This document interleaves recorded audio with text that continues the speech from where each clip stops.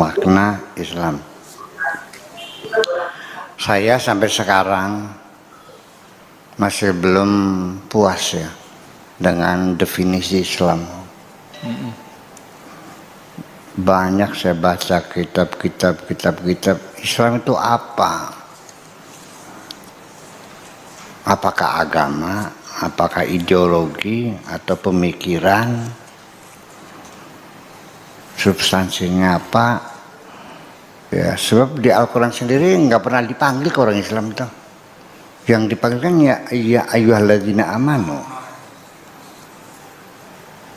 Iya, kemudian dalam Al-Quran diinformasikan bahwa Islam mah ya sekedar lahirnya saja. Ada orang Arab datang pada Kanjeng Nabi mengatakan kami telah beriman. Enggak, jangan beriman, bilang berislam. Karena iman belum masuk dalam hati kamu. Islam aja lah. Berarti kan di bawah iman. Itu. Jadi kita pengen jadi orang mukmin harus jadi muslim. Nah itu. Lalu yang di zaman masuk surga, mukmin atau muslim yang di zaman masuk surga? Saya masih belum puas. Belum menemukan definisi yang pas gitu. Iya. Mu'tan. Tapi ini salah satunya oleh Syekh Nefri ini ya hampir ya bisa kita pahami lah. Mungkin seperti ini definisi paling tidak ya. Oke, kita baca aja dulu terjemahannya, lalu kita studi teks. Makna Islam, Tuhan berkata kepada hambanya, Islam itu artinya engkau berserah diri kepadaku sepenuh hatimu. Berserah diri kepadaku sepenuh hatimu. Dan berserah diri kepada perantara-perantara hanya sebatas jasadmu saja. Artinya kamu nurut sama aku dengan sepenuh hatimu. Lo nurut sama orang lain mah hanya sebagai perantara, sebagai mediator, sebagai formalitas. Ya silakan saja. Kau turuti keinginan anakmu, keinginan istrimu, keinginan atasanmu, bawahanmu, masyarakatmu. Ya, tapi sebatas jasad saja. Nah, di sini artinya ada double ganda ya, ada sikap ganda. Kepasrahan kita secara batin hanya kepada Allah. Artinya kita selalu nurut kepada Allah, melaksanakan segala perintah dan larangannya sepenuh hati kita. Tetapi kalau mengikuti keinginan masyarakat dan sebagainya, ya secara jasad aja, secara lahir, formalitas saja. Mungkinkah itu bisa lakukan? Bisa. Namanya orang kerja setengah hati ada ya. Jadi kalau dengan sama mah setengah hati aja lah. Kalau dengan Allah harus sepenuh hati, barangkali seperti itu. Selalu bersamaku dengan sepenuh perhatianmu. Dengan perhatianmu yang sepenuhnya maksudnya gitu. Tapi dengan selain aku, hanya dengan akalmu saja. Dengan pikiranmu saja. Engkau bersama dengan teman-temanmu silakan. Ya, dengan logikamu. Engkau merasakan bersama teman-teman. Silakan. Bersama teman-teman, bersama masyarakat, bersama anggota, bersama anak istri. Tapi tenggorokan ke atas. Bersama rumahmu, bersama mobilmu, itu sebatas tenggorokan ke atas.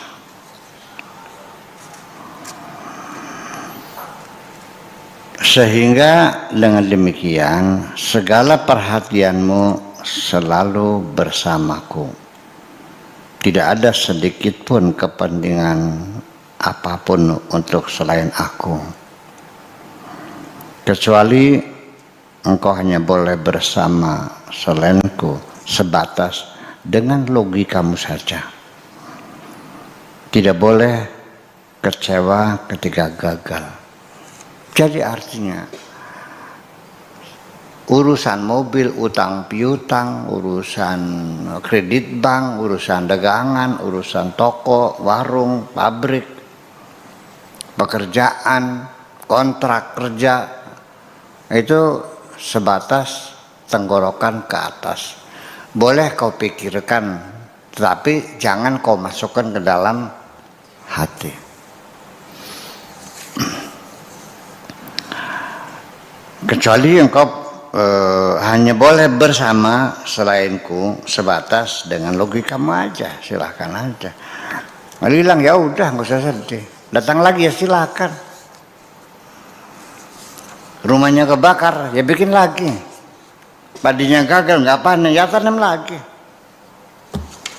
Selagi tenggorokan ke atas dalam logika tidak akan menimbulkan kesedihan. Tapi kalau sudah masuk hati sedih. Itu. Ini bedanya. Mobil iya, bagus iya, dirawat iya, diawet-awet iya silakan. Begitu kena silakan rusak, tabrakan rusak, terbakar, ya udah. Nah, ketika mobil itu masuk ke dalam hati, begitu tabrakan, hancur, ya sedih kita. Gitu, itu maksudnya. Tidak boleh kecewa ketika gagal. Tidak perlu bersukaria ketika berhasil. Itu orang Islam. Itu orang Islam. Apapun yang hilang ya udah nggak usah kecewa. Dapat rezeki yang usah senang, sama aja kesiap. Setiap engkau mendapatkan rezeki, engkau harus siap-siap kecewa kehilangan. Dapat istri senang enggak? Tunggu saatnya engkau akan kehilangan istri kok. Kapan-kapan akan meninggalkan kamu, atau kamu yang meninggalkan dia. Tidak ada kebersamaan dunia seumur hidup. Kita pasti akan berpisah, dan di penghujung kita hanya dengan bersama Allah aja kok. Suka tidak suka, ya, secara sukarela atau terpaksa, silakan aja. Dan nanti di akhirat kita tidak bisa mengandalkan siapapun. Ya, kita hanya membawa amal perbuatan kita kok. Jadi tidak boleh kecewa ketika tidak berhasil atau gagal. Tapi juga tidak perlu bersukaria ketika berhasil. Jangan marah ketika ada orang lain yang menyakiti hatimu, menjahati hatimu. Jangan bergembira dengan keberhasilanmu. Bisa enggak kamu disakiti nggak marah? Dihina, dicaci maki. Bisa enggak marah? Nah, ketika engkau sudah paham maknanya Islam, kamu nggak marah. Kalau masih marah berarti belum paham. Begini, Islam ini jadi kayaknya seperti kontrak ya dengan Tuhan tuh, bahwa aku adalah hambamu dan engkau adalah majikanku. Apapun yang aku kerjakan semuanya untukmu. Dan aku tidak pernah minta upah kepada siapapun kecuali kepadamu. Ketika aku menghadapi kesulitan, aku hanya minta petunjuk kepadamu. Aku hanya mengharapkan petunjukmu. Jadi, apapun yang terjadi adalah atas kehendakmu. Walakal hamdu ala ma qadait. Kami selalu memujimu apapun keputusanmu. Ketika kamu memutuskan, aku harus dicaci maki oleh orang, ya silakan, akan kudengarkan. Alhamdulillah hari ini saya banyak yang nyaci maki, yang mengatakan saya goblok, yang tolol. Alhamdulillah. Terus ini Islam seperti itu. Pokoknya puja Gusti Allah. Bahasa ininya assalamualaikum itu berserah diri itu pasrah paca, pujare Gusti Allah.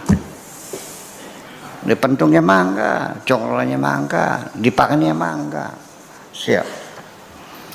Walakal hamdu ala maqadat astaghfiruka wa atubu ilaik. Yang penting ampunilah aku. Intinya kan seperti itu. Adapun Islam itu syahadat, zakat, sholat, puasa, haji, saya nggak tahu tuh hubungannya bagaimana ya. Itu kan Nabi suatu ketika didatangi seorang laki-laki berjubah putih, bersih, tanpa ada bekas debu-debu perjalanan jauh, masih bersih, langsung duduk, lututnya nempel ke lutut kanjeng Nabi, lalu tangannya memegang pahanya, lalu bertanya mal imanu mal islamu mal ihsanu, lalu jawab mengatakan mal imanu antumina billahi wal yawmil akhir dan sebagainya. Sadaqta, thumma qala mal islamu qala anta syahada an la ilaha illallah wa syahada anna muhammad rasulullah wa iqamis salat wa ita'iz zakat. Sadaqta wal islamu mal ihsan anta abudallah. Itu pertanyaan tidak mendefinisikan. Tidak mendefinisikan. Itu mah rukun jadinya. Nah, itu hadis itulah yang lu dikokohkan oleh Daulah Abbasiyah, bunyal Islamu ala khamsin. Islam dibangun atas 5 tiang. Atas 5 perkara. Itu syahadat, zakat, salat, puasa, ini 5. Syahadat, zakat, salat, puasa, haji, 5 ini Islam. Islam siapa? Nggak didefinisikan. Banyak di kitab-kitab fikih ya. Islam, taslim, istislam, berserah diri, nurut, patuh, setia, sekitar itu maknanya. Itu. Jadi kalau melihat bunyal Islam ala khamsin ya itu modusnya Daulah Abbasiyah untuk mengalihkan supaya rakyatnya sibuk dengan ritual-ritual agama, supaya jangan mengkritiki, jangan mendemo, jangan menggugat keadilan kepada penguasa. Terus itu pekerjaan, mengalihkan perhatian. Mereka seperti itu. Jadi kita potong dulu. Sehingga kita mesti belajar antropologi Al-Quran. Mushaf yang disusun ini apakah seperti itu yang dimaksudkan Allah dan Rasulnya, petunjuk sepenuhnya, atau itu merupakan karya manusia? Mushaf karya Tuhan apa karya manusia? Sayyidina Umar usul dikumpulin Al-Quran nih, yang hafal sudah pada mati dalam perang Harbur Riddah, ya kan gitu. Tulisannya di pelepah korma sudah pada rusak, ya, di kulit-kulit pada dimakan rayap, di batu-batu sudah berceceran. Abu Bakar setuju nggak? Enggak. Alasannya apa? Karena Rasul tidak menyuruh. Terus digencar tiap saat. Jadi mengumpulkan mushaf itu idenya siapa? Idenya siapa? Sayyidina Umar. Bukan Abu Bakar, bukan. Bukan Nabi, bukan. Kalau begitu karyanya siapa mushaf ini? Ya, terus ketika dikumpulkan pada sahabat namanya Hafsah yang tulisnya itu Setelah dikumpulkan semuanya, terus semua tulisan Al-Quran, baik di batu, di pelepah korma, di apalagi, di kulit-kulit, dimusnahkan, dibakar semuanya, diseragamkan Sayyidina Umar. Sampai sekarang kita tidak punya artefak. Betul nggak? Itu kan seperti itu terjadinya. Kemudian sejarah turun Al-Quran secara berurutan nggak ada, kita untuk menjejak. Asbabun nuzul juga sangat miskin sekali, nggak ada. Artefaknya aja tulisan asli mana nggak ada, itu udah salinan-salinan. Ya kenapa dibakar? Salahnya. Kemudian ketika Al-Quran dibakar, kertasnya setebal-tebal ini, 1 senti tebalnya, kulit 1 senti. Jadi kalau satu Quran tuh kira-kira berapa ruangan ini?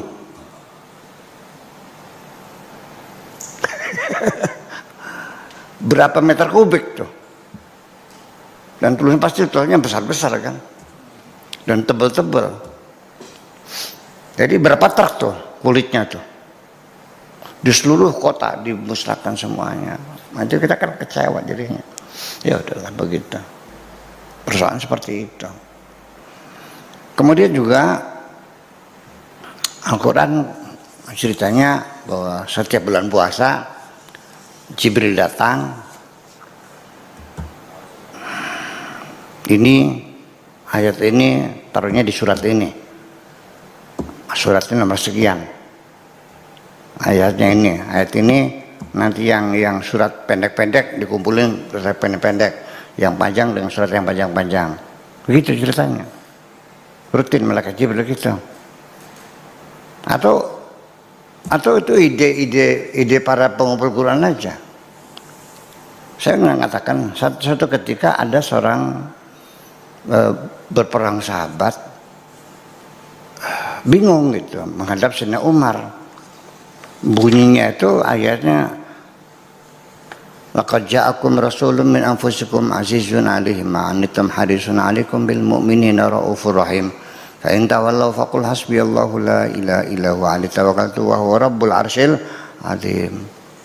Ya Umar, ini ayat ini di mana ditaruhnya? Selewat. Kata Umar, kalau andai kan ayat itu terdiri dari 3 ayat, masukkan aja di juz amal lah, sependek.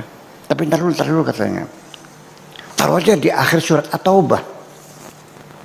Kita begitu. Jadi siapa yang menyusun Al-Quran ini? Itu pertanyaan. Ya masalah jadinya kan, itu kita bahas antropologinya. Jadi artinya bahwa kita harus tolong dong dalam beragama, jangan ngotot bahwa itu semua sudah pasti benar. Betul nggak? Kita sama-sama tidak tahunya kok. Sholat saja bermacam-macam kok.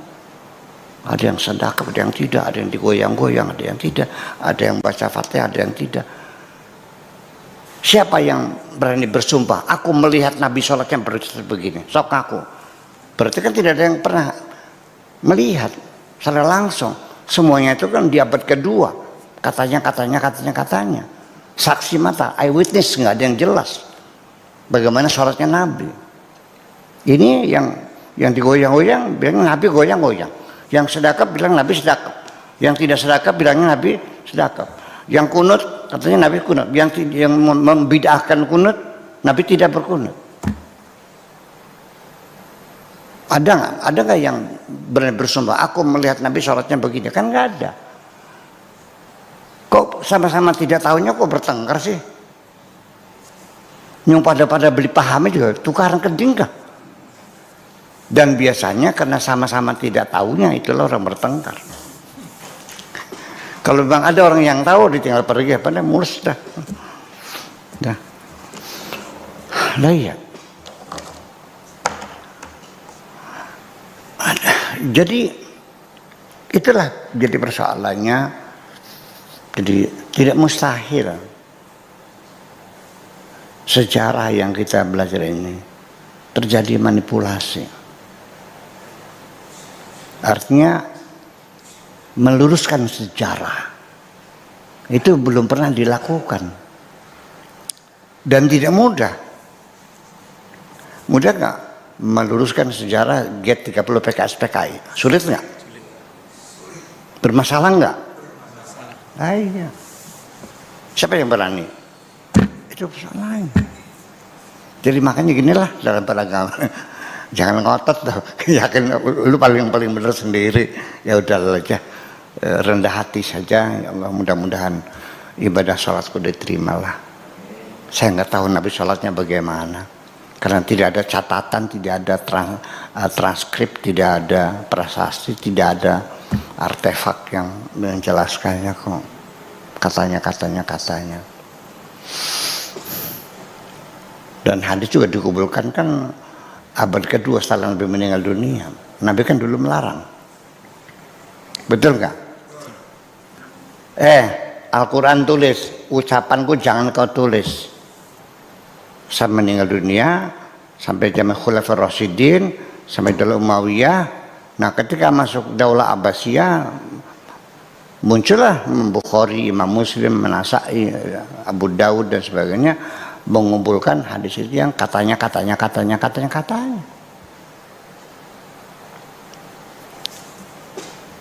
Saya mati sekarang, 200 kemudian orang mencari berita Buya tuh kalau makan gimana caranya, duduknya bagaimana, kalau kencing bagaimana, ngunyahnya bagaimana, tidurnya bagaimana. Setelah setahun, udah sekarang gak usah ngomong 2 tahun dah. Kamu masih ingat gak pengajian kemarin? Masih ingat gak? Ini persoalan. Ini sudah ratusan tahun. Kemudian lagi yang jadi masalah. Waktu itu Hammurabi, zamannya Mesopotamia, zamannya Babilonia, itu ada catatannya, ada tulisannya, ada buku sucinya ada. Tapi dalam peradaban Islam nggak ada, apal-apalan semua. Nah itu jadi persoalan. Jadi seharusnya mah orang Islam nih nggak usah bertengkar dong. Bilang saja kami sama-sama tidak tahu lah. Jangan ngotot-ngotot nyalahin orang lain. Ya, kira-kira enak gak begini? Kita sama-sama tidak tahunya. Aku juga belum pernah melihat Kanjeng Nabi. Engkau juga nggak pernah melihatnya kok. Kayak apa orangnya? Iya, ini mah. Nah itu kira-kira semacam itu. Nanti karena bagaimanapun yang kita pahami Islam itu, yang membawa Islam siapa? Dia itulah yang tadi kita bicarakan itu, melalui alladzi ja'a bihi Sayyiduna Muhammad sallallahu alaihi wasallam, yang dibawa oleh Kanjeng Nabi. Dia yang diberi mandat oleh Allah untuk menyampaikan agama Islam ini. Akan seperti itu.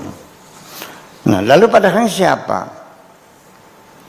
Nah, jadi pada akhirnya kita mengenali Islam itu ya sampai sekarang Nabi juga tidak pernah mendefinisikan. Nabi juga Al-Quran tidak pernah menafsirkan kok. Punten, nggak ada tafsir Nabi itu. Iya. Ya tafsir ya tabiin ya, sahabat ya Abdullah bin Abbas sebagainya, hanya beberapa ayat saja. Nah, jadi ya ketika para mufassirin itu menafsirkan Al-Quran, itu jangan dikiranya sudah demokrasi seperti di Amerika, yang enggak dong. Dikontrol oleh raja, jangan sampai tafsirnya bikin gaduh nantinya. Jadi ada pengarahan, ada juklak, ada juknis, ada yang sesuai dengan yang kira-kira mendukung kekuasaan. Begitu ada mufassir yang ngorek-ngorek Al-Quran yang bertentangan dengan kepentingan kerajaan, dipersulit. Ya, para warak tuh pedagang kertas, toko kertasnya tuh, Itu langsung dipanggil raja, jangan kalau si Pulan-Pulan beli kertas jangan dikasih, nggak boleh. Kenapa? Karena tafsirnya sekar dewek. Jadi artinya mufasir itu diarahkan oleh raja. Nah, ketika saya menyalahkan mufasir, kok geger sih? Gimana lagi? Memangnya mufasir tidak boleh salah? Nggak ada malaikat gitu. Yang dia jadi persulit oleh raja aja. Jadi kita belajar antropologi ini belajar seperti apa, jangan gimana lagi. Ya itulah kira-kira seperti itu. Sekarang tafsir dulu, tafsir Ibnu Ishaq dan sebagainya, ya tafsir Al-Quran zaman dulu campur aduk dengan khurafat, harus kita yakini kebenarannya. Banyak tafsir yang salah. Kok sih kira-kira kita bilang salah tafsir? Aneh kan? Ya iya, persoalan kayak gitu. Iya. Jadi bingung. Jadi kita merumuskan Islamnya jadi bingung akhirnya seperti mana Islam ini. Ya. Kita seperti ini. Ya.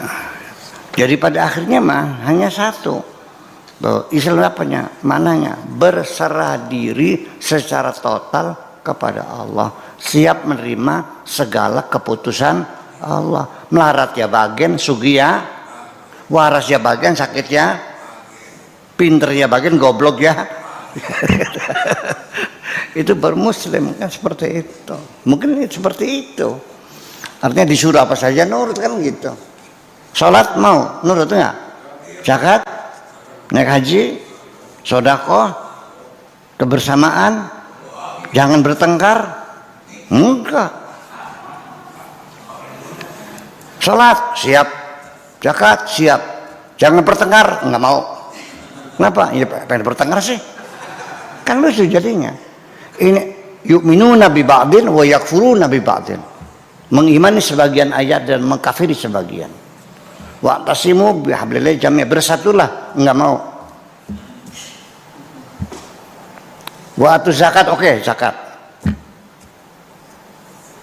Iya. Walillahi ala nasi hajjul bait, siap bos, naik haji. Uangnya enggak ada, jual sawah enggak apa-apa. Iya. Tapi begitu tawasaw bil haqqi, tawasaw bis sabr, saling mengkritik, saling menegur, nggak bisa. Saya anti kritik sama. Berarti gimana? Yu'minuna bi ba'din, yu'minuna bi ba'din. Ya, begitu aja, ngaku bisa lah. Iya kan? Aneh. Jadi ya sampai sekarang saya masih menunggu siapa yang bisa mendefinisikan Islam secara lengkap dan rasional gitu aja. Kalau itu mah rukun Islam, syahadat, salat itu tidak menjelaskan Islam. Ya gitu.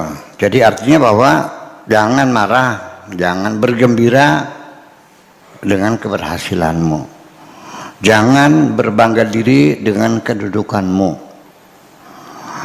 jangan congkak dengan ilmu yang engkau miliki, dan jangan sombong mendapatkan kenikmatanku. Jangan berputus asa menghadapi cobaanku, dan jangan merasa tenang dan nyaman bersama siapapun selain aku. Itu makna Islam. Ini hebat banget nih. Iya.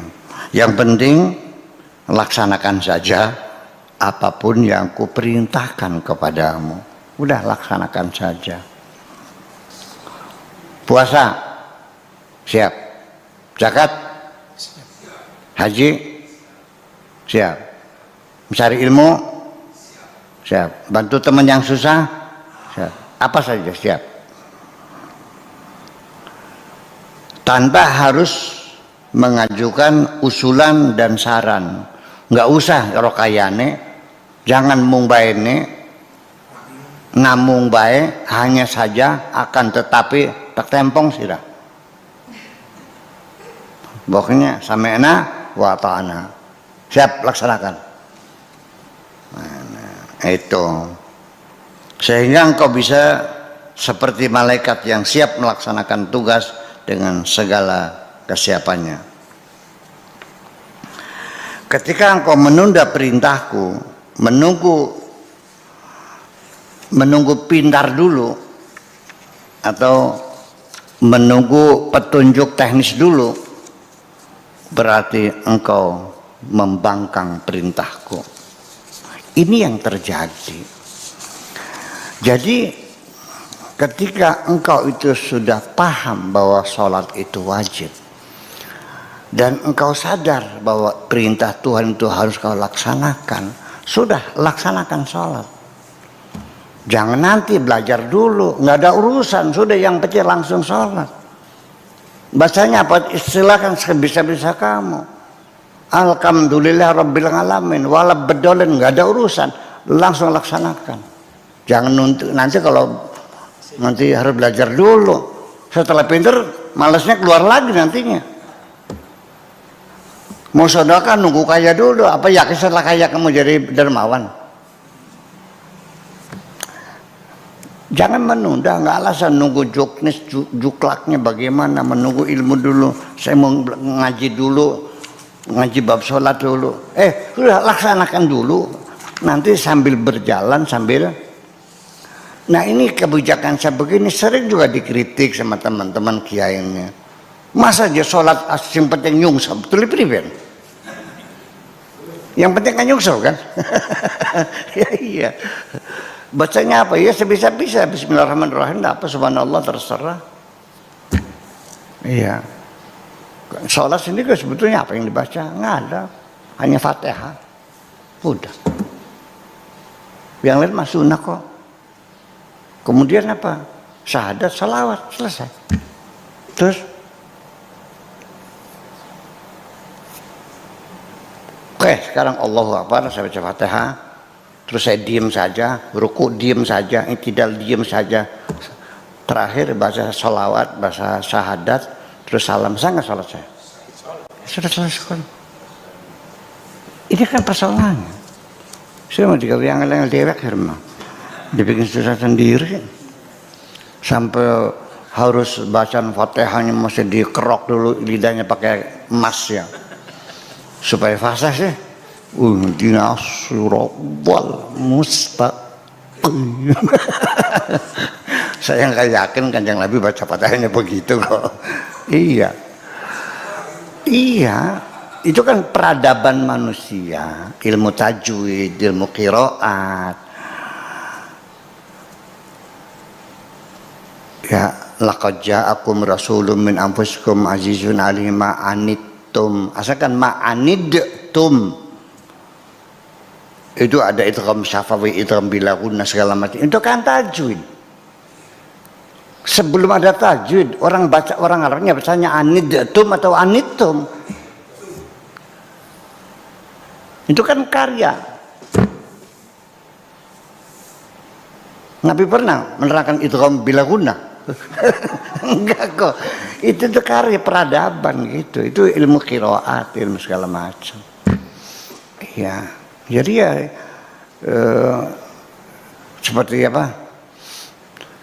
Nabi Nuh memanggil anaknya irkam ma'ana, asalnya irkab ma'ana, irkam ma'ana. Dia baca irkab ma'ana, karena masalah kok dosa ya enggak dong. Yang irkab ma'ana aja. Orang Arab yang non Muslim, agamanya Nasrani, baca Al-Quran, ya bacanya irkab ma'ana dong, bukan irkab ma'ana. Gitu. Betul nggak? Iya. Ya kecuali di sini belajar Al-Quran di kampung. Ulaika ula sing dawan nok. Ula dawa. Jangan tahu kan. Ulaika 3 kali ketukan, ajak ulaika. Nah, kita ini karya kawan. Jadi di dalam Kita mesti tahu mana peradaban, mana kebudayaan Islam, mana agama Islam, mana yang substansi, mana yang primer, mana yang sekunder. Jelas dong, semuanya dalamnya kalau melanggar murtad semuanya. Segimana lagi? Hah? Nih.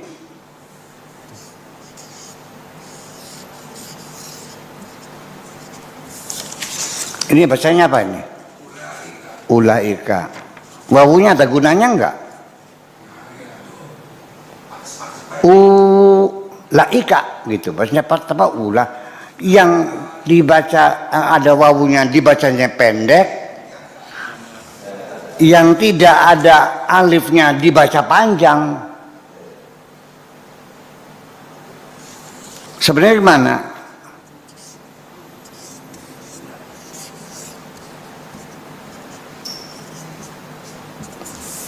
Kan begitu. Kalau kita punya harus kan begini. Ulaika kan begitu. Kan pendek, nggak usah pakai wawu kan. Kok jadinya ini ada wabunya dibacanya pendek, ini nggak ada alifnya dibaca panjang. Jadi sama BLOOD dibacanya apa? Blood.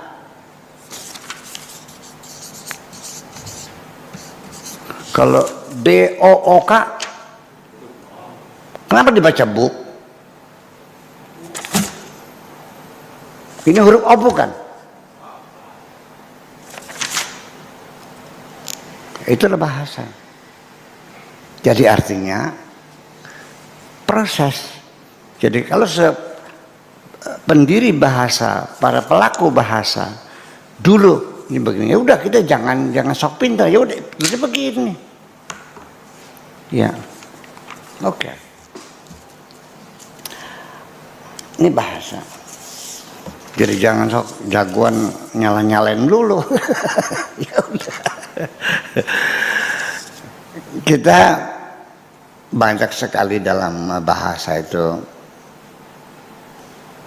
Jangan begini, sense of language itu tidak bisa tidak ya, mesti harus dasarnya ya kita baru merasakan kalau sudah native language ya, udah itu sekian puluh tahun di sananya. Jadi banyak huruf-huruf yang ditelan juga, ditelan.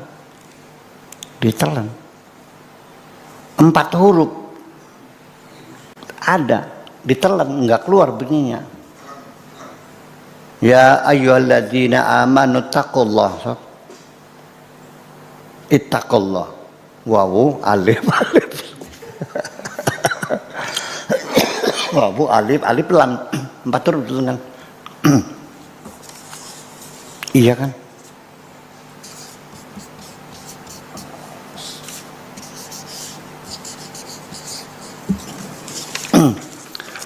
Tulisannya c'est moi. Orang Perancis nggak begitu namanya, c'est moi.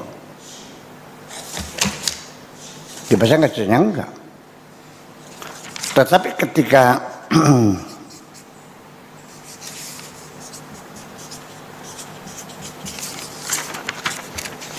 huruf hidup di depannya, maka Z-nya keluar, sezel. Jadi setiap bahasa itu berbeda logikanya, ya kan? Udah jangan merengkel. Nah, kita Al-Quran ini makanya kita nanya, bahasa Al-Quran atau bahasa Arab? Saya berdebat panjang di Jogja dengan dihadiri Pak Munawir tadi dengan para profesor ahli bahasa di UII ya. Itu seminar tahun 91-an. Kita bertengkar tentang ini Al-Quran ini pakai bahasa Arab atau bahasa Al-Quran. Bahasa Quran, bahasa Arab sama enggak? Nah itu persoalannya.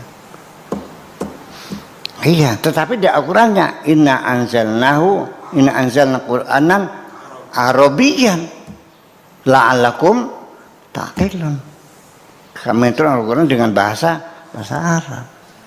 Nah itu jadi persoalan. Jadi artinya maksud saya ini semua saya ceritakan bahwa kita mulai berpikir ulang, ya harus melanjutkan penelitian antropologi, sosiologi, historis, ya kemunculan mazhab-mazhab, kepentingan politik, kemudian pengaruh negara-negara luar yang berdampingan yang sezaman. Sebab kita jadi masalah. Zaman Daulah Umayyah, kenapa tidak pernah ada konflik dengan Romawi? Nggak ada sama sekali. Sangat bersahabat sekali. Romawi, Daulah Nasrani, Muslim, nggak pernah ada konflik, perang nggak ada. Berarti ada agreement kan? Masih banyak yang tersembunyi, perlu kita buka semuanya itu, ya kan gitu. Yuk kita bongkar semuanya. Nah, Islam masuk ke Indonesia ini juga hal yang luar biasa, aneh ben ajaib. Negerinya jauh, masuk sini abad ke-12an ya kita lihat Islam masuk sini nih. Dengan cara-cara pendekatan budaya, para wali sanga, dengan wayangan, dengan gamelan, dengan segala macam, sampai sekarang menjadi komunitas Muslim terbesar di dunia dan tersebarnya tanpa setetes darah pun kok. Keseberangan semacam ini itu digugat, mana mungkin itu kan bukan wali, nggak ada wali-wali sanga mana itu, bayangkan. Karya besarnya dihinakan. Ya kenapa? Ini kan bid'ah semuanya. Terjadi kan begitu. Nah, umat Islam, kamu sama-sama tidak tahu kok. Sebaiknya yuk kita hentikan pertengkaran, hentikan hujatan, hentikan permusuhan. Yuk kita mencari tahu bersama-sama. Iya, nanti apapun yuk kau ketahui. Jangan mengklaim hanya engkau yang paling tahu, itu aja. Makasih.